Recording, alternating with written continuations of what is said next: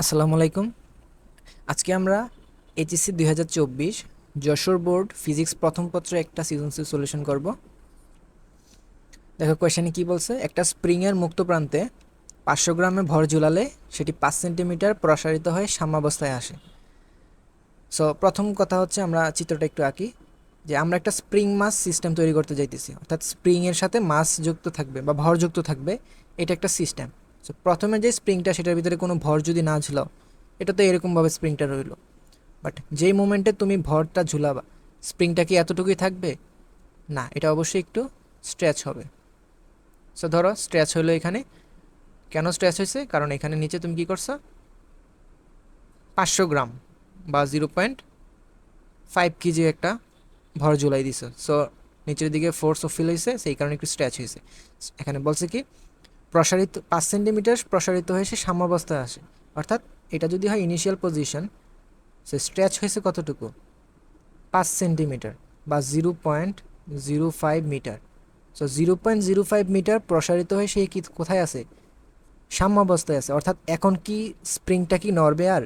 না, স্প্রিংটা কিন্তু এখন আইসা কি ফিক্সড। তাহলে এই যে ফিক্সড সিস্টেমটা, এটা হচ্ছে একটা স্প্রিং মাস সিস্টেম। এই স্প্রিং মাস সিস্টেমে আমরা পরবর্তীতে কি করছি, আরও 4 সেন্টিমিটার প্রসারিত করে ছেড়ে দিছি। অর্থাৎ আমাদের যে স্প্রিং মাসটা ছিল, স্প্রিংয়ের সাথে মাস লাগানো যে সিস্টেমটা, মানে আগে থেকে যে 0.5 সেন্টিমিটার প্রসারিত বা 5 সেন্টিমিটার প্রসারিত হয়েছিল, এটা হচ্ছে পুরো স্প্রিং মাস। কিন্তু এখন হয়েছে কি, আমরা তাকে সাম্যাবস্থা থেকে টেনে ছেড়ে দিছি। কতটুকু টেনে ছেড়ে দিছি? এই যে ডিস্টেন্সে, সেটা হচ্ছে 4 সেন্টিমিটার বা 0.04 মিটার টেনে ছেড়ে দিছি। আর স্প্রিংটা যদি এখানে টেনে ছেড়ে দেয়, কী হবে? স্প্রিংটা ঠিক সিমিলারলি এই গ্যাপের সমানই কি উপরে উঠে যাবে। সো এইভাবে স্প্রিংটা কি এখান থেকে সাম্যাবস্থা থেকে আপ অ্যান্ড ডাউন করতে থাকবে। সো এটা হচ্ছে একটা সিম্পল হারমোনিক মোশন। সো সেই গতে কি জিজ্ঞেস করছে আমাদের, স্প্রিংটি 4 সেন্টিমিটার প্রসারণে কৃতকাজ বের করো। সো 4 সেন্টিমিটার প্রসারণ, অর্থাৎ পরবর্তী যে কেজে প্রসারণ বের করতে হবে। সো আমরা জানি স্প্রিংয়ের প্রসারণে কৃতকাজ ডাব্লিউ, সেটা হচ্ছে হাফ কে এক্স স্কোয়ার। সো কেটা আমরা কোত্থেকে বের করতে পারবো? এখান থেকে বের করতে পারবো, কারণ কে হচ্ছে স্প্রিংয়ের কোয়ান্টিটি।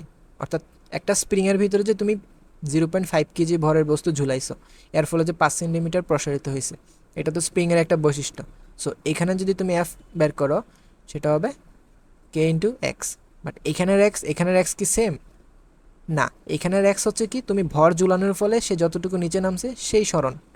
আর এখানের এক্স হচ্ছে কি, তুমি তাকে যতটুকু টেনে ছেড়ে দিবা বা যতটুকু বিস্তার ঘটাইয়া তুমি সিম্পল হারমোনিক মোশন ঘটাবা, সেই এক্স এখানে।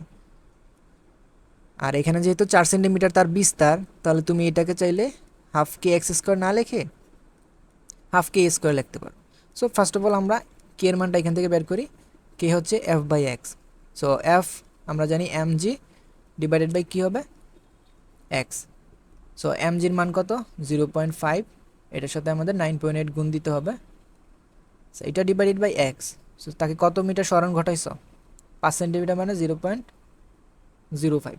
সো আমরা যদি এখন গুণ করি 0.5-এর সাথে 9.8 গুণ দিয়ে 0.05 দিয়ে ভাগ দেই, তাহলে আমরা দেখব আমাদের রেজাল্ট হবে 98। সো কে হচ্ছে 98 নিউটন পার মিটার। সো কে এর মান বের হয়ে গেছে আমাদের। তো সেটা এখন বসাই দিই এখানে, half into 98 into x square. X কত, আমরা কতটুকু টেনে ছেড়ে দিছি? 0.04 হোল স্কোয়ার।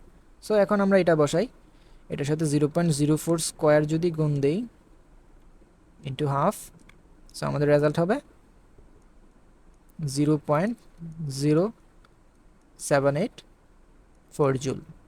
ওকে, সো এটা হচ্ছে আমাদের অ্যান্সার।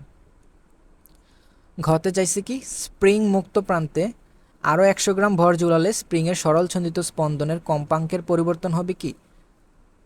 এই যে জিনিসটা বলছিলাম, যে এখানে যে ভরটা ঝুলাইছিলাম আগে কত, 0.5 কেজি, এখন আর কি করছি, 0.1 কেজি আরও অ্যাড করে দিছি। সো আগে ছিল 0.5, এখন হচ্ছে কত, 0.6। সো এই যদি হয় সিনারিও, তাহলে আমাদের বের করতে হবে 2 কেজে কম্পাঙ্কের কি পরিবর্তন হচ্ছে। আচ্ছা, এই যে প্রথম কেজের কম্পাঙ্ক তাহলে আগে আমরা বের করি।